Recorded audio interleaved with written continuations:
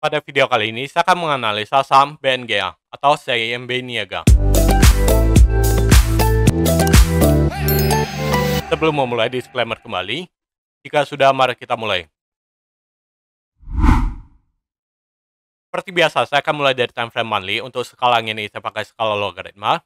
Kita cek kondisi pertama kali, yaitu dengan Ichimoku.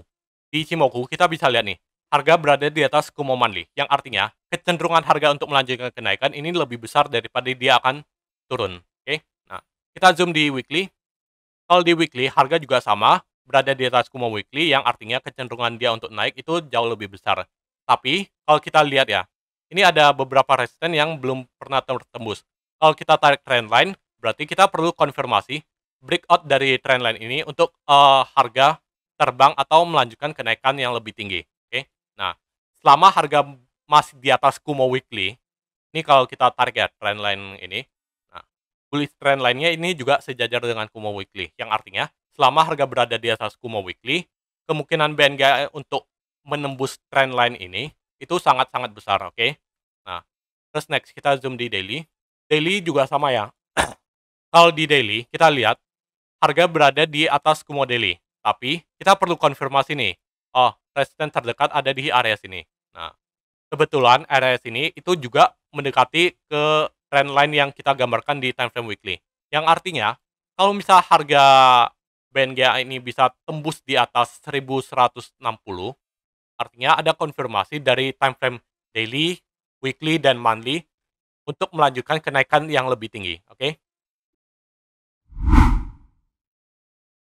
Nah, untuk melakukan cek secara fundamental, hal pertama yang harus kita cek yaitu nilai buku atau ekuitasnya. Kalau kita lihat ya, di sini nilai buku dari BNGA sejak 2005 sampai sekarang ini mengalami kenaikan yang signifikan.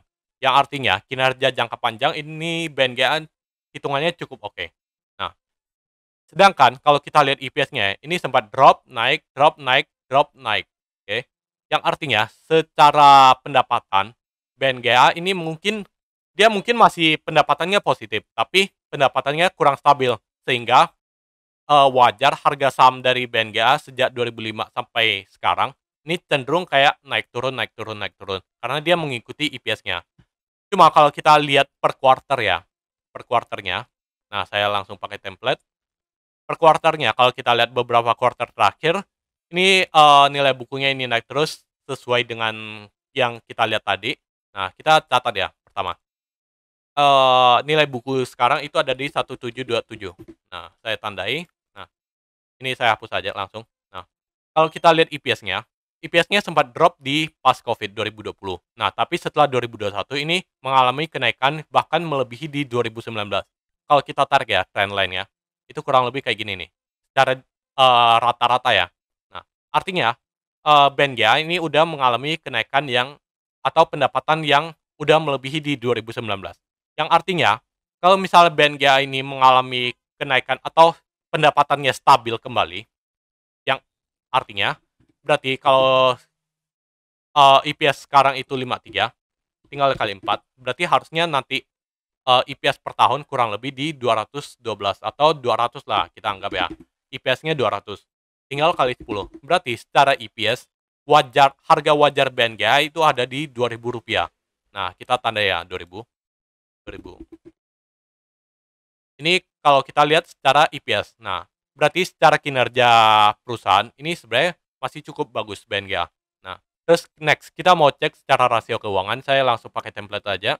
Nah, saya pakai di time frame weekly. Nah, di sini kalau kita lihat Bollinger Band saya maksudnya rasio dari PB rasio itu saya gabungin sama Bollinger Band. Di sini saya setting sumbernya PB rasio dan panjangnya 260 candle. Kenapa 260 candle? Karena kalau di time frame weekly itu setara 5 tahun terakhir, yang artinya middle band di sini ini adalah rata-rata PBV 5 tahun terakhir. Oke. Nah, next kita balik lagi ya. Kalau kita lihat harga di PBV, harga ini cenderung di atas middle band, yang artinya secara tren jangka atau kita lihat 5 tahun terakhir, BNGA ini udah masuk ke dalam harga wajarnya atau harga normalnya 5 tahun terakhir.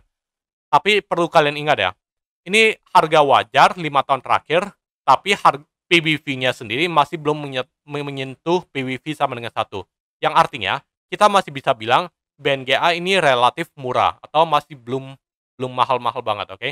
Nah, jadi kalau misal dia mau relatif mahal, itu berarti dia harus naik ke minimal lah, naik ke upper band-nya. Kalau dia naik ke upper band, berarti kalau kita hitung ya, tadi berapa, nilai bukunya? 1727 kali upper band-nya itu 0,85. Berarti dia ada resisten terdekat di area ini, 1467. Kita tandai ya, 1467 di sini. 1467 itu di mana? Di sini ya, berarti. Nah, terus next, kalau kita lihat pair-nya ini ada di 6,3, yang artinya pair-nya ini masih cukup rendah, oke? Nah, dan ROE ini 10%, sebenarnya ROE-nya standar ya. Tapi kalau dari sini ya, kita bisa dapat data-data fundamentalnya. Pertama, kalau kita lihat secara EPS-nya saja ya, itu harusnya BNGA itu ada di kurang lebih Rp2.000. Kenapa bisa sampai Rp2.000? Karena itu nanti pair-nya itu akan jadi 10. Oke. Nah, kalau pair-nya 10, BNGA pair-nya 10 aja itu sebenarnya masih wajar kalau kita lihat dari pendapatannya ya. Nah, kalau kita lihat dari nilai bukunya atau rasio ekuitasnya, itu kalau kita lihat, itu nilai bukunya saja itu ada di 1725. Sedangkan kalau dia dihitung relatif mahal, itu baru di 1465. Jadi artinya kalau kita cek secara fundamental, BNGA ini sebenarnya masih di bawah nilai wajarnya, oke? Nilai wajar pertama itu ada di kurang lebih plus minus 1.500. Nilai wajar yang seharusnya kalau menurut pendapatannya ya, itu harusnya di 2.000 plus minus. Itu harusnya ya. Nah, tapi nanti kita akan cek proyeksi berikutnya. Untuk memproyeksikan gerakan berikutnya, kita akan menggunakan analisa Elliott Wave. Untuk Elliott Wave-nya, kita akan mulai dari swing yang cukup signifikan, yaitu di sini. Kalau kita lihat ya. Nah, terus saya akan gabungin sama momentum. Di sini kalau kita tarik swing-nya, kita akan lihat, oh ini swing turun, naik, turun, dan sekarang swing-nya naik.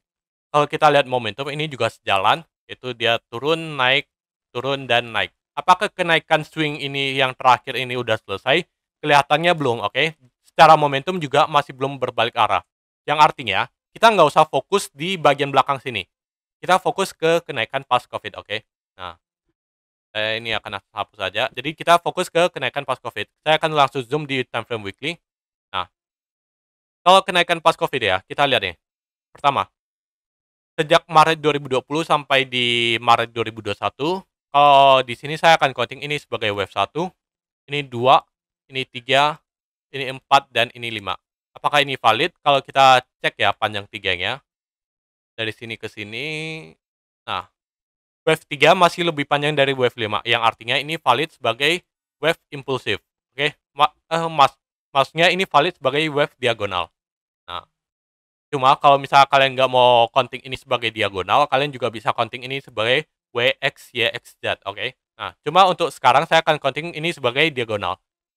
Oke, nah, setelah kenaikan pas COVID ini, dia mengalami koreksi. Nah, kalau koreksinya kita tarik trend lainnya ya, ini lebih cenderung ke triangle, di mana ini mungkin adalah wave A, ini naiknya B, ini C, D, dan E. Nah, kita tinggal tunggu breakout dari trendline ini untuk melanjutkan kenaikan, yang artinya secara gambaran besar ya, saya akan counting ini sebagai A, B, dan C nantinya. Kenapa A, B, C, C? Bukan 1, 2, 3, karena bisa jadi kenaikan ini tuh cuma ABC. Kalau misalnya kenaikannya ternyata 1, 2, 3, 4, 5, itu ya lebih bagus lagi kan. Cuma untuk jaga-jaga, kita akan counting ini sebagai kenaikannya ABC aja. Nah, yang wave countingan sebelumnya saya akan hapus karena ini udah lewat. Nah, ini saya hilangkan garisnya. Jadi kita tinggal sisa ini. Berarti kita tinggal tunggu konfirmasi. Apakah harga ini bisa melakukan breakout di minggu ini atau minggu depan. Nah, kalau misal harga udah berhasil breakout, artinya secara tren Elliott Wave ini akan lanjut ke dalam tren wave C atau masuk ke dalam wave C dengan syarat invalidation level ada di Kumo Weekly atau di area support sini. kurang lebih di Rp1.000 lah, Rp1.040. Ini adalah area invalidation level.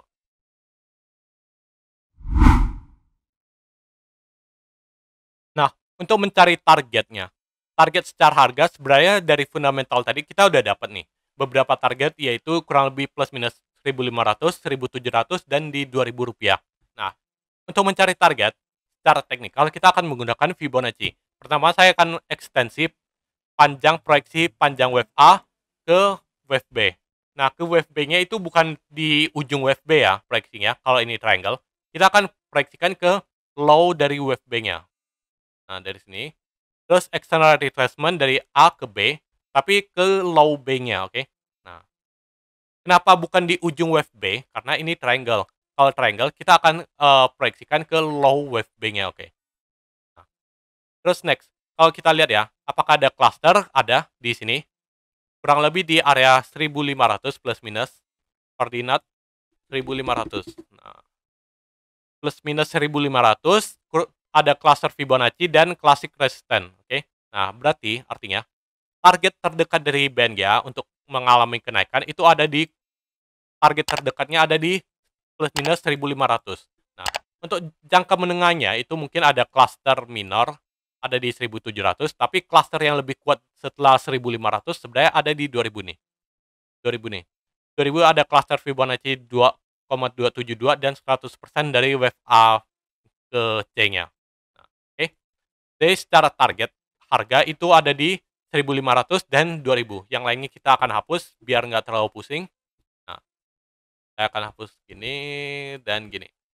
Terus next, ini adalah target secara harga.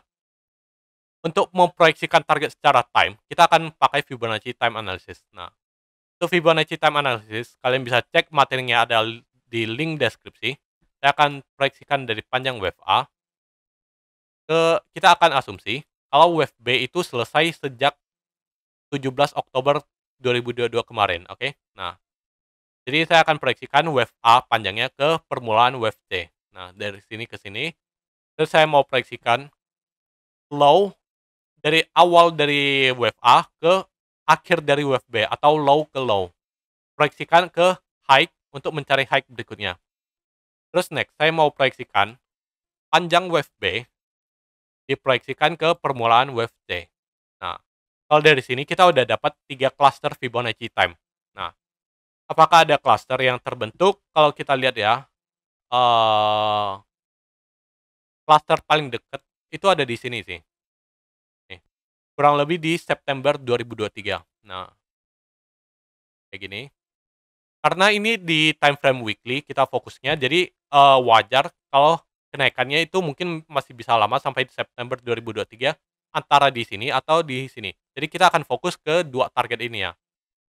Bisa di sini pertama atau target kedua di sini. Nah, kenapa saya nggak fokus counting di time frame kecil di daily? Kenapa? Karena dia belum ada konfirmasi breakout dari trendline ini. Dan kalau kita lihat di daily ya, kalau kita lihat di daily, anggap aja wave B-nya udah selesai di sini, 19 Oktober kemarin. Ini juga masih satu wave impulsif yang dimana wave impulsif ini masih belum selesai. Kita minimal butuh ini. Kalau di time frame daily ya, minimal saya butuh ini nih. Nah, minimal dia udah gini, nah mungkin baru bisa saya proyeksikan, oh ini target wave 3-nya itu di mana. Tapi karena daily-nya belum kebentuk, makanya saya lebih fokus ke time frame weekly, jangka panjangnya, jangka menengahnya. Jadi, kita bisa dapat secara Fibonacci time dan price, itu wave C kurang lebih di area sini, 1.500 atau di 2.000, sekitar di Oktober 2023. Jadi, untuk kesimpulannya, BNGA secara tren jangka panjang sebenarnya dia memiliki kinerja yang cukup bagus ditandai dengan kenaikan ekuitas yang cukup signifikan. Ditambah lagi, pendapatan per kuarternya itu sudah melebihi pendapatan sebelum COVID, yang artinya BNGA untuk melanjutkan kenaikan itu sebenarnya sangat-sangat besar. Nilai wajar atau yang didapatkan dari rasio fundamental atau dari EPS-nya sendiri itu sebenarnya kurang lebih ada di 1.500 dan di Rp2.000. Cara proyeksi, proyeksi pergerakan dengan elite wave, BNGA sebenarnya masuk ke dalam wave ABC sejak Maret 2020. Yang sekarang ini membentuk WFC yang dimulai dari 17 Oktober 2022 kemarin. Nah, untuk target kenaikan WFC itu secara fundamental dan Fibonacci itu menargetkan target yang sama di kurang lebih plus minus 15 di kurang lebih 1.500 dan di kurang lebih di 2.000. Secara time-nya, Fibonacci time-nya itu kurang lebih di Oktober 2023. Nah, entah dia bisa nargetin ke 2.000 atau ke 1.500, ini mungkin aja bisa keduanya, tapi kita akan fokus ke dua target ini. Nah, sekian untuk analisa BNGA, semoga bisa membantu. Disclaimer kembali, silakan dikoreksi jika ada yang salah. Sekian dan terima kasih.